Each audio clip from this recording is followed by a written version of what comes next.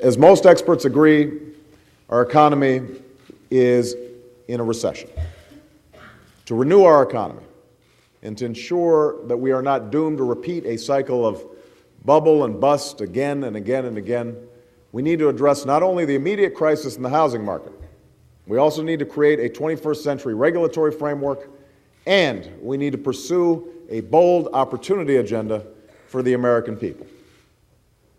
Most urgently, we have to confront the housing crisis. After months of inaction, the President spoke here in New York and warned against doing too much.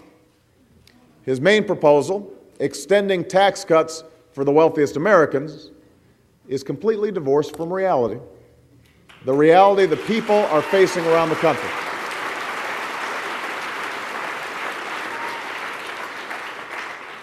John McCain recently announced his own plan, and unfortunately it amounts to little more than watching this crisis unfold.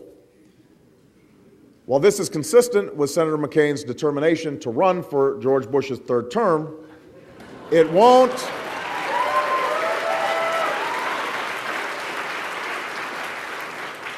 help families that are suffering, and it won't help lift our economy out of recession.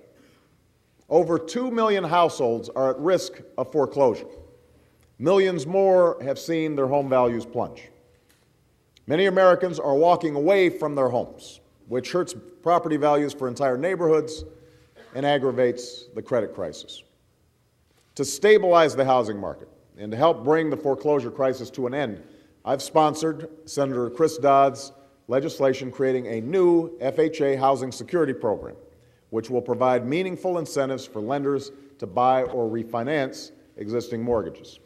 This will allow Americans facing foreclosure to keep their homes at rates that they can afford.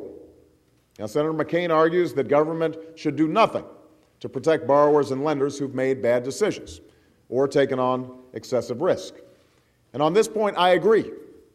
But the Dodd-Frank package is not a bailout for lenders or investors who gambled recklessly.